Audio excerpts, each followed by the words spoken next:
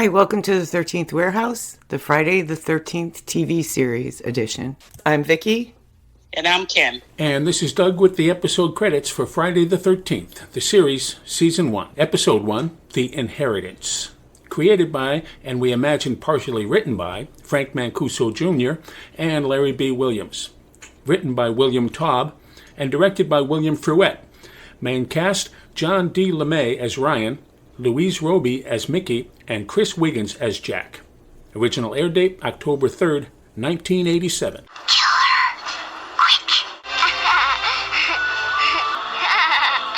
So we're back with the 13th Warehouse's Friday the 13th, the series edition, Season 1, Episode 1, The Inheritance. So this episode begins with a family coming into Uncle Lewis's antique store, primarily to get out of the rain. And they have a daughter, Mary, who I gotta say was pretty creepy already.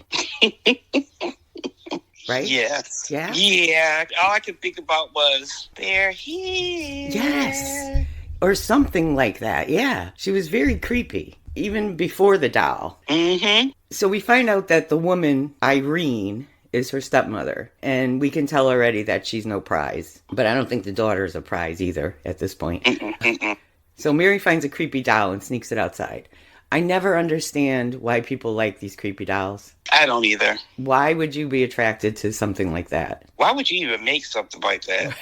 Right, I know. The dolls creep me out. But she sneaks it outside and she finds out that the doll can talk. And not just recorded lines, but it can have a conversation and the doll knows her name. This doll story kind of reminded me of the Twilight Zone episode. Do you remember that? Oh, yeah. With Telly Savalas. The episode's name was Living Doll. I thought the doll's name in the episode was Chatty Cathy, but I think that's a real doll. It is. But it was Talking Tina. Do you remember that episode? Yes, I do. Yep. And at the end, I think the doll ends up killing him, right? Mm-hmm. Because he throws it in the trash and then it gets back inside. This is kind of what this reminded me of. So anyway, there were two teenagers outside that were bothering Mary, and the doll kills one of them. And I'm not even sure how. We just see lots of blood. Yeah, because I didn't even see a knife or anything, but it looks like the doll slit his throat. Yeah, but it doesn't really show us, and there's just a lot of blood, and her mother yells at her for getting stuff all over her dress, and nobody ever notices there's dead people in the back of the store, I guess. Yeah, but she got dirty, but there's no blood. I took it that the mother was yelling at her that she got her dress dirty, and I think it was blood. They just didn't know it. Yeah, but usually if you see something red on somebody, you go, where did you get the blood from? Right, I know. It didn't make sense. So Uncle Lewis doesn't let them buy the doll. And then he throws him out. And then we see a lot of Uncle Lewis muttering to himself about how he's not going to do somebody's bidding anymore. He's shoving things into a bag, and he brings them to the cellar, into the vault, and then all hell breaks loose. And we see fiery footsteps coming, and ghost-like antiques beginning to attack him, which was kind of cheesy. I mean, maybe for the day it wasn't, but it was kind of cheesy watching it now. Yes. And then he falls down some fiery shaft and dies, I guess. So was that supposed to be the shaft to hell? I guess. That's what I'm thinking. I wasn't sure if that was like a shaft in his store that he accidentally fell down, or if that was really supposed to be the shaft of hell because he was breaking his deal with the devil. Yeah, that's what I'm thinking. Yeah. That was kind of cheesy too, but hey, it is what it is. So if he falls down the shaft to hell, how do they know he's dead? Yes, the other thing too. Like I said, I remember watching, like I told you, only a few, and then I didn't watch it anymore. Yeah. So I don't know if he comes back, because even, what's the other guy that comes in? Jack. He says something about, is he really dead? Didn't he say that? Is he really dead, or is he dead, or something like that? Okay, yeah, maybe I missed that. There was something that he said that my mind kept on going, yeah, well, how do they really know he's dead? Just because you fall in the shaft of hell doesn't technically mean that you can't come back. You know, all this stuff has some kind of meaning or a purpose. So I don't know. This is a long series, so I guess we'll see. Yeah, because I don't actually remember now that you say that. That didn't occur to me, and I don't remember. Yeah, that's a good thought. Mm-hmm. Because how do they know he was dead? Right. Unless we were seeing his soul going to hell. I don't know. But you never saw a body. Nobody ever showed a body. Nobody even claimed the body. This is your uncle? They didn't show it to us anyway, yeah. Nothing, no. Mm-mm. Yeah. We don't know. So once this part of the episode is over, the rest of the episode doesn't seem as hokey, in my opinion anyway. I mean, this whole beginning part with the devil and the fiery footsteps, I thought it was kind of hokey. Yeah. Once we passed this, it didn't seem I mean, yes, it's dated. You can see it's old, but it didn't seem as hokey as the beginning. Yeah, I guess to a certain extent. Yeah. Well, it's still hokey because it's old. It's from the 80s, you know. Yeah. So the first person we meet is Mickey and her fiancé Lloyd. Now, this whole pairing just reminded me of a Hallmark Christmas movie. Oh, yeah, huh? Well, you certainly picked a fine time to go away. Darling, let's not start that again. This company picnic means a lot to me. All the top partners from the firm will be there. I'll be back in time. I'm only going for a couple of days. Well, that's good, because I was planning on announcing our engagement then, and it would behoove you to be present. Behoove me. I love it. Every time you get in a snitch, you act like I'm opposing counsel.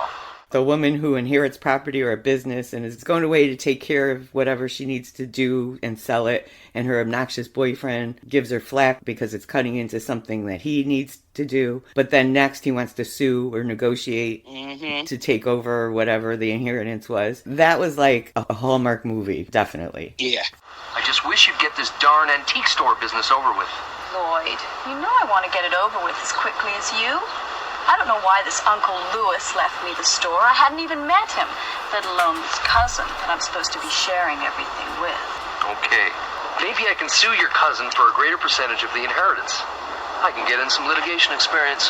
Her boyfriend Lloyd looked a little bit familiar, so I looked him up. He's an actor named Barclay Hope, and he played General Mansfield in Eureka. Really? Yes. Oh, wow. Do you remember him? The general that came to town and always wanted to shut down everything? Oh, okay. I may have to look it up again. Yeah. Okay. Yeah, he was in a few episodes. He came back a lot. Every time something went wrong and he wanted to shut everything down all the time. Let's check that out. So when Mickey arrives at the store, we meet Ryan, the distant cousin who shares the inheritance with her. Now, I think I said in the last episode that I always remembered that he was a cousin by marriage, that they were not really related. But I've seen their relationship described both ways when I looked it up. So that they were distant cousins and that they're related by marriage. So hopefully we'll get some clarification because they don't say it in this episode at all. They just say they're cousins.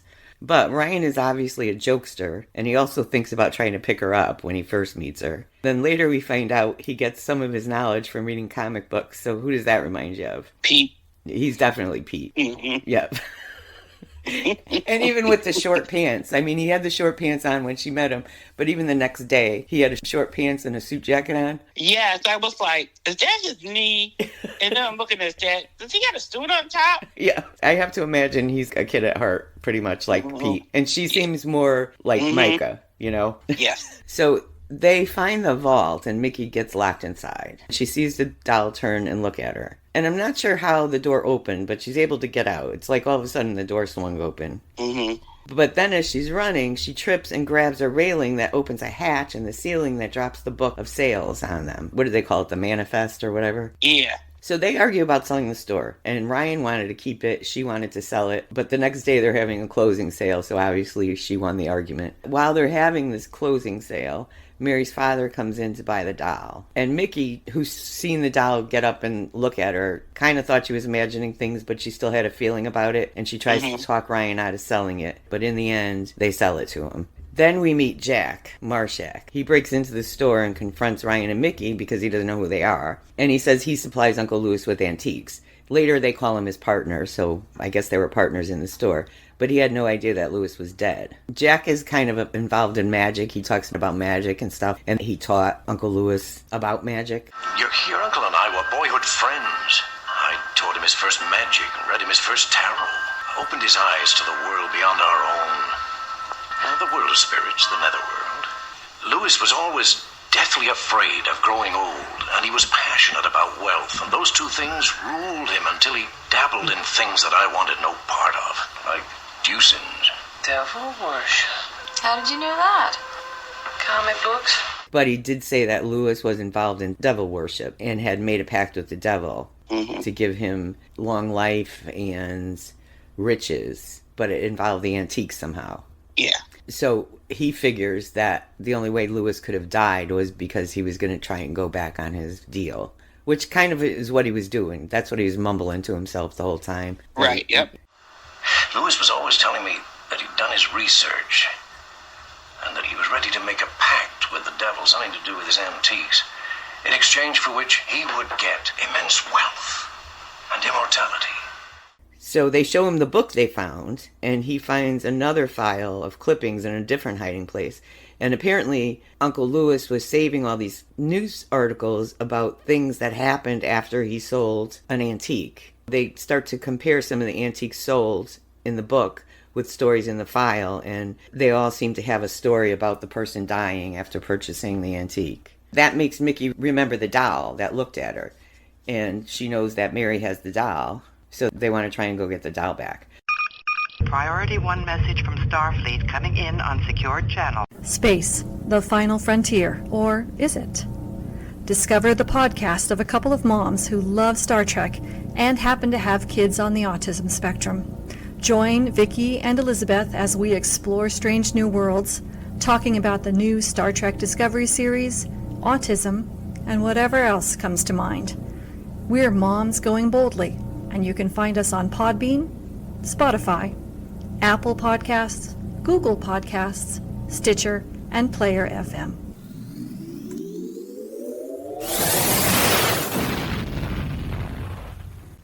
Hey, Dud Gramley here from Yeah, That Can't Be Good. Please join Kym, Vickie, Skip, and myself over at Yeah, That Can't Be Good for an episode-by-episode podcast of all things Eureka. You can listen at eurekarewatch.com on Apple Podcasts, Podbean, or wherever you get your podcasts. And we're back. The father gives Mary the doll. He tells her not to say anything except that they leave the paper on the floor for the stepmother to find. And she tries to take it away. So we knew what was coming there. Oh, yeah. It's like Telly Savalas trying to take Talking Tina away. The doll. What doll? The doll we sold. The doll in the vault. What are you talking about? I thought it was my imagination. But that doll turned and stared at me like it was alive. So first, Mary makes stepmother fall down the stairs. But she didn't die. Mickey and, Ryan get to the house after the mother's being loaded into the ambulance and try to talk to Mary, but the doll hisses at him. And then in the hospital, she actually kills her mother. Later, there's a neighbor watching her, and the doll attacks the neighbor who's taking care of her. Well, first, when Mickey and Ryan arrive, like the bookcase and everything goes back into place, which was kind of weird. What was the point of that? I guess I don't know. That made me think of when Uncle Lewis was putting everything in the vault and how everything started blowing around the shop. So why didn't the shop look like that when Ryan and Mickey got there? Well, I want to say that's on a different level because I guess it going back would indicate the bookshelf kind of not being there because even the rope slid back into its place and away from her. So everything had to go back into place because then they wouldn't figure out why. I don't know. Yeah, I just didn't really understand the reason for that. Because even if they left the bookshelf on top of her, then they'd say, oh, it was an accident, this bookshelf fell over. You know, it happens. Right. So I didn't really understand that, which led me to not understand why the store was all cleaned up when they got there. So I guess everything goes back into place all the time after something happens? I don't know. We'll see. Part of me wants to say, I don't think so. Yeah, I couldn't understand. I thought because if she was dead, I can see it. But she wasn't dead. And then they never showed anything afterwards. At one point, if they would have showed her again, I'm pretty sure she would have said, there's something wrong with the child. Right, you're right. I didn't even think of that. And the doll. But they never went back. You know, they called the ambulance, but we don't know what was said to the father. Nothing. All I got was, she'll need a lot of therapy. The girl, yeah. That's true, because she wasn't dead. So my other question is, does the doll make Mary evil, or was it Mary already evil? I don't want to say she was evil.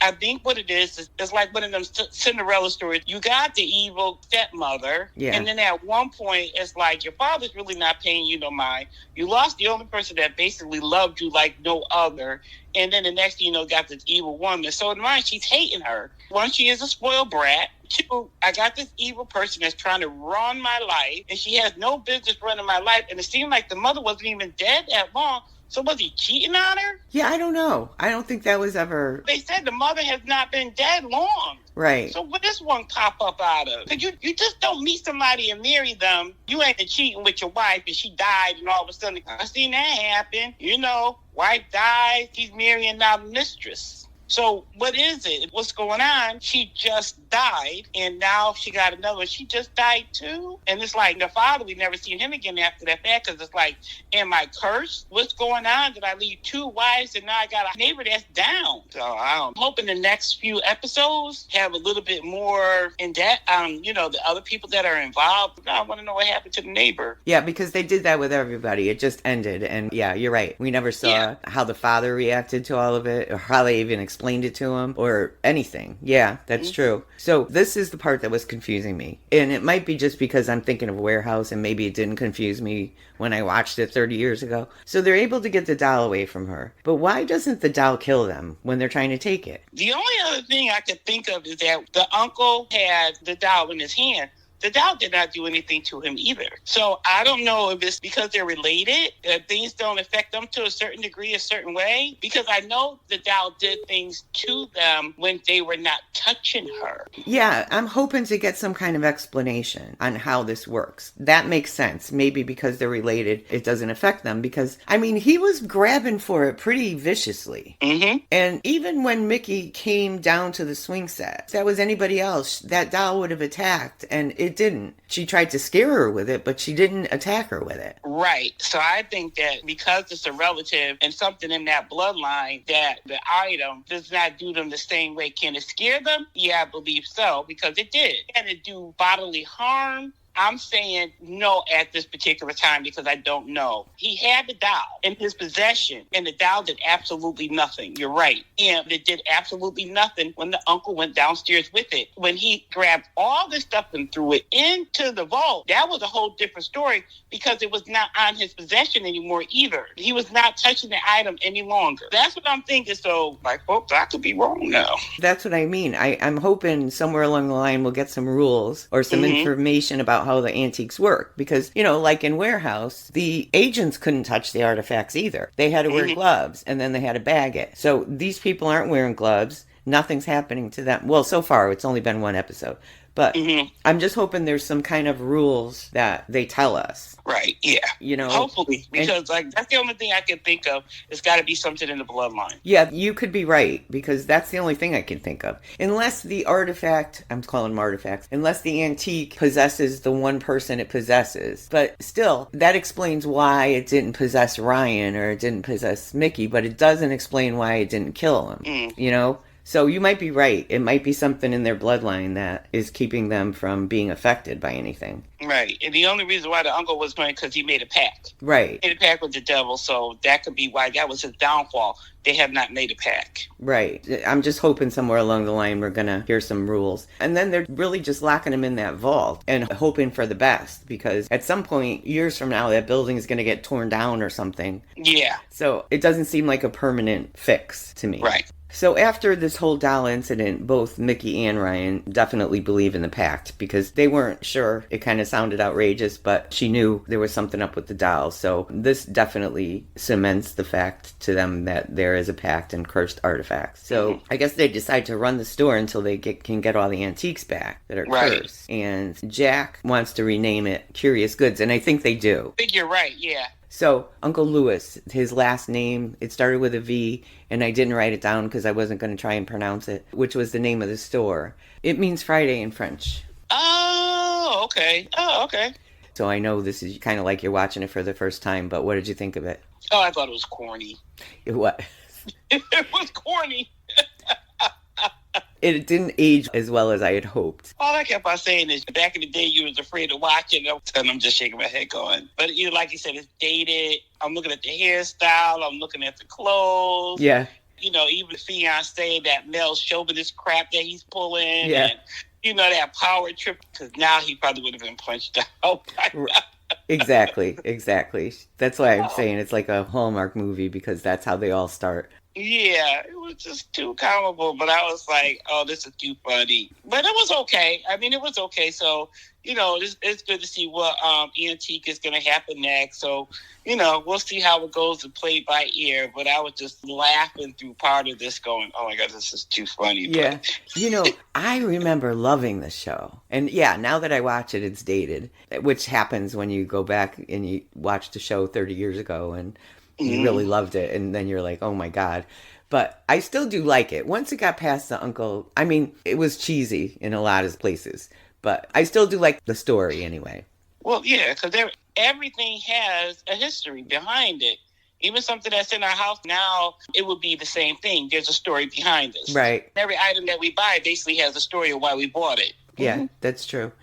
So, like we said in the last episode, we weren't sure how we were going to go about the in-between first and last episode of every season.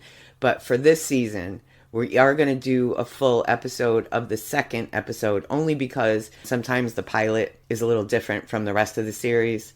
So we're going to watch the second episode and do a full episode before we start grouping them, just in case there's differences from this pilot episode. So do you have anything else? That's good. I'm good. Okay, so we will be back shortly for episode 2. See you then. See you then. Bye. Bye.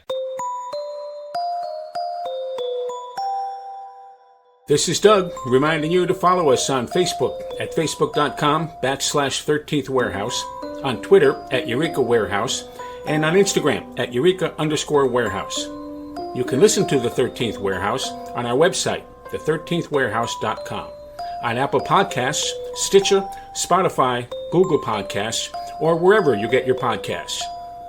Theme music for the 13th Warehouse, Friday the 13th, the Series Edition, Suspense Night, provided by Anton Kornienko. Pixabay user 147-98912. Free for personal or commercial use. See you next time at the warehouse.